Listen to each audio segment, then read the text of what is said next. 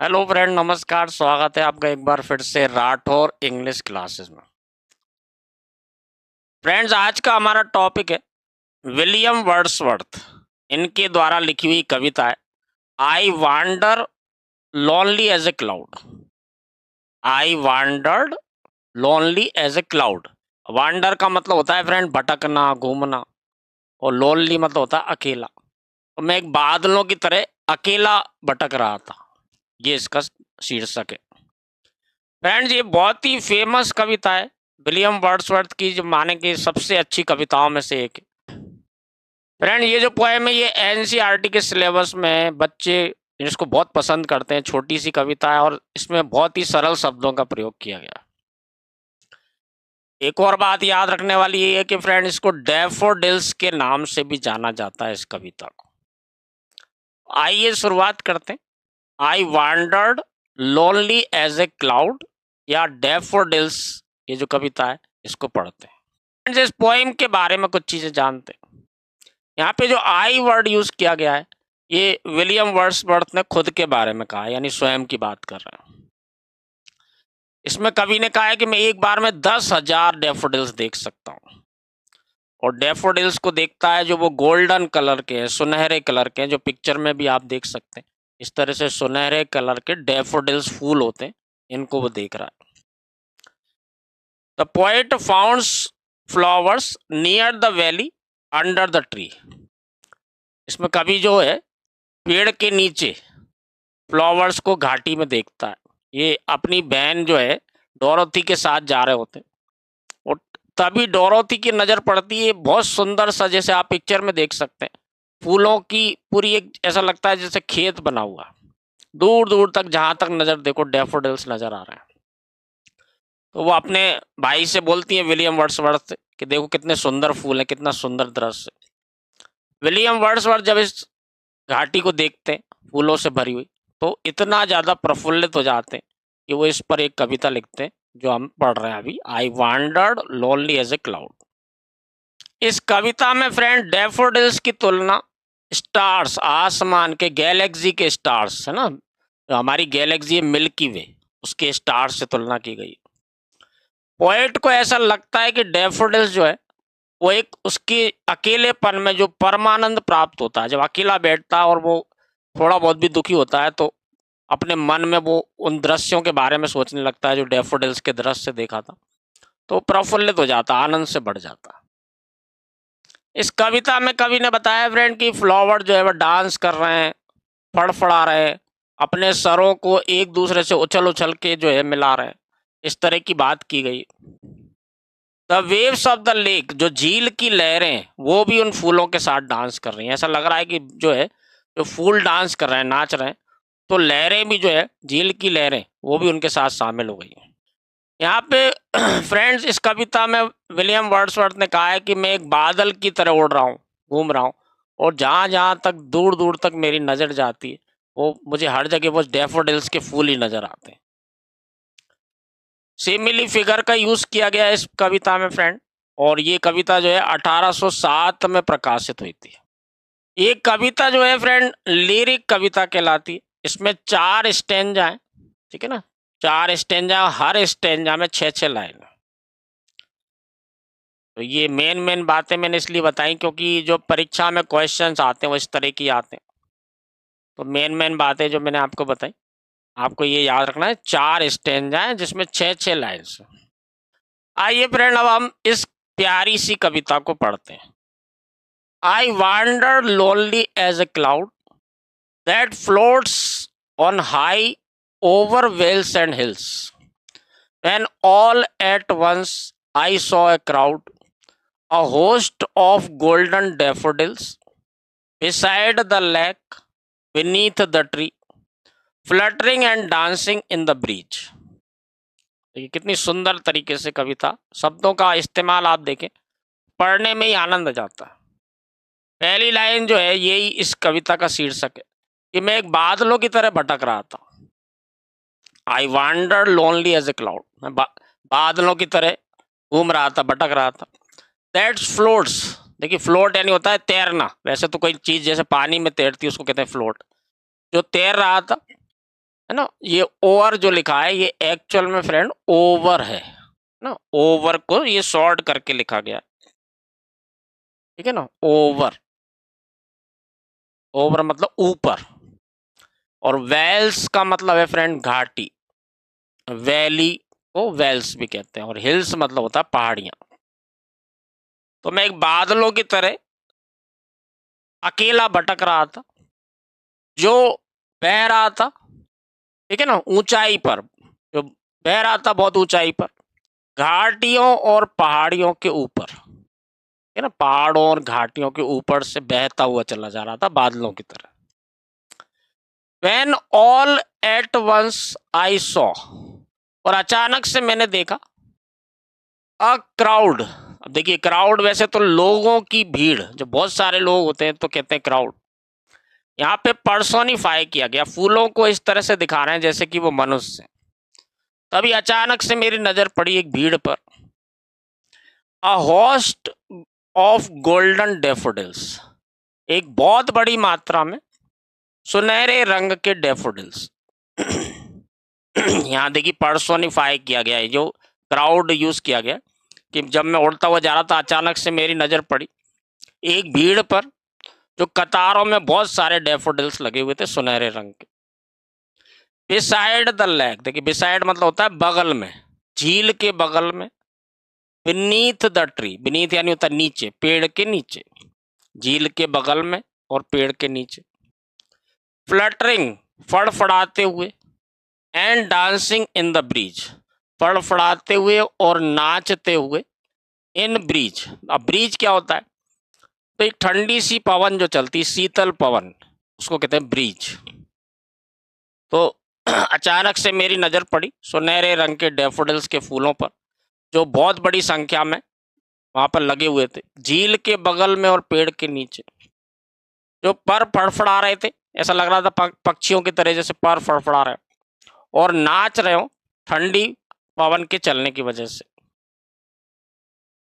आगे देखते हैं friend, continuous as the stars that shine and twinkle on the Milky वे,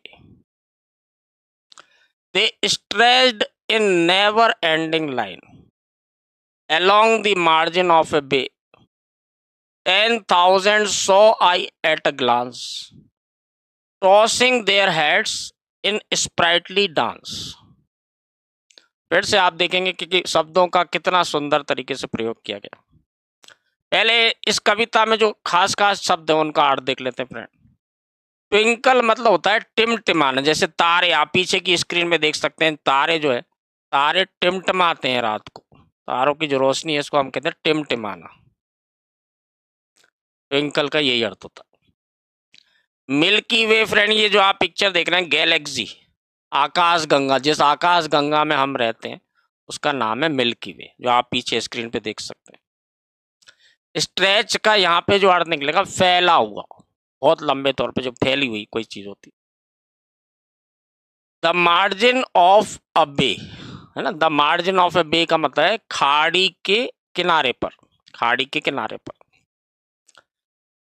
और टॉस का मतलब होता है फ्रेंड उछलना, उछलना, उछालना, ठीक है ना। और स्प्राइटली का मतलब है जोश से भरा, उमंग से भरा। तो कविता जब भी आप पढ़ें उनमें आने वाले शब्दों के अर्थ को जरूर देखें हिंदी में। आइए अब इन लाइन्स का अर्थ देखते हैं। आगे कवि कह रहा है कि जो लगातार जो है उस तरह से टिमटिमा रहे थे जैसे कि तारे चमकते हैं, और ट्विंकल ऑन द मिल्की वे, जिस तरह से तारे मिल्की वे में टिमटिमाते हैं, चमकते हैं, और डैफोडिल्स के फूल जो है उसी तरह से चमक रहे थे। They stretched in never ending line, वे फैले हुए थे कभी ना खत्म होने वाली कतारों में, यानी दूर दूर तक जहां तक आपकी नजर जाए हर जगह आपको डैफोडिल्स डैफोडिल्स दिखाई दे रहे थे। अलोंग द मार्जिन ऑफ ए बे, ना, खाड़ी के किनारे पर, 10,000 सो आई एट अ ग्लांस, मैं एक नजर में, एक झलक में, एक नजर में 10,000 देख सकता था। यहाँ हाइपरबोले का यूज किया गया फ्रेंड, अतिशयोक्ति। एक नजर देखता था और 10,000 एक बार में दिखाई देते। टॉसिंग देयर हेड्स, अपने सरों को उछालते हुए, इन स्प्राइटली डांस, एक जोश से भरे हुए नृत्य के साथ, एक जोश से भरा हुआ नृत्य करते हुए अपने सरों को उछाल रहे थे। और एक बार में मैं 10,000 देख सकता था। यहाँ फ्रेंड जो चीजें यूज करी जा रही हैं, पर्सोनिफिकेशन आ रहा है, हाइपरबोले आ रहा है ना। एक जैसे एक नजर देखी हो 10,000 एक बार में दिखाई दे रहे हैं, इसको क्या कहते हैं, अतिशयोक्ति। आइए फ्रेंड नेक्स्ट लाइंस को देखते हैं। The waves beside them danced but they outdid the sparkling waves in glee. A poet could not but be gay in such a jocund company. I gazed and gazed, but little thought what wealth the show to me had brought. ये इसकी पूरी lines है। आइए देखते हैं कि इन lines का हिंदी में अर्थ कैसे निकलेगा। तो वो अब कवि कह रहा है फ्रेंड, बगल की जो झील है उसकी लहरें भी उनके साथ डांस कर रही थी, लेकिन they outdid the sparkling waves in glee, लेकिन वो आनंद में, देखिए ग्ली यानी आनंद, खुशी, लेकिन वे आनंद में उन चमकती हुई, स्पार्कलिंग यानी चमचमाती हुई, उन चमचमाती लहरों को भी पीछे छोड़ देते हैं। आउटडिड यानी पीछे छोड़ देना, पछाड़ देना। तो उनके बगल में जो झील की लहरें हैं वो भी नाच रही थी, लेकिन वे अपने आनंद में उनको भी पीछे छोड़ देते हैं। A poet could not but be gay, एक कवि इस ऐसी स्थिति में क्या कर सकता है सिवाय खुश होने के, है ना। यहाँ बट का मतलब निकलेगा के अलावा, के सिवाय, और गे मतलब होता है, देखिए इसका भी वही अर्थ होता है, प्रसन्न, आनंदित, प्रफुल्लित। इन सच जोकंड कंपनी, एक कवि ऐसी कंपनी में, एक जोकंड कंपनी यानी प्रफुल्लित, हर्ष से भरी हुई, खुशी से भरी हुई, ऐसी आनंद से भरे हुए कंपनी में एक कवि और क्या कर सकता है सिवाय खुश होने के। आई गेज्ड एंड गेज्ड, मैं देखता रहा और देखता रहा, और बहुत लंबे समय तक मेरी जो है नजरें गड़ी रही उस दृश्य पे, उस सुंदर दृश्य पे। बट लिटिल थॉट, लेकिन मैंने बहुत कम ही सोचा। What wealth of the show to me had brought, कि मुझे जो ये शो, ये जो दृश्य है, ये कौन सी पूंजी की संपत्ति दे रहा है। मेरे मन में ये विचार बहुत कम ही आया कि ये जो शो है, ये दृश्य जो है, ये मेरे लिए कौन सी वेल्थ, कौन सी पूंजी लेकर के आया है। आइए फ्रेंड नेक्स्ट लाइन्स को देखते हैं। For oft when on my couch I lie in vacant or in pensive mood, they flash upon that inward eye which is the bliss of solitude, and then my heart with pleasure fills and dances with the daffodils. ये line है friend सबसे ज़्यादा famous है इस कविता की, और जो daffodils, जैसे मैंने आपको बोला कि ये कविता जो है द डैफोडिल्स के नाम से भी बहुत फेमस है। I wander lonely as a cloud, अब ये थोड़ा सा बड़ा नाम हो जाता है, शॉर्ट में फिर डैफोडिल्स डैफोडिल्स करके लोग इसको पुकारने लगे, और इस कविता को डैफोडिल्स के नाम से ही बहुत पब्लिसिटी मिली, यानी वर्ल्ड फेमस कविता है। आई फ्रेंड पहले इस कविता में, यानी इन पंक्तियों में आए हुए कठिन शब्दों को देखते हैं।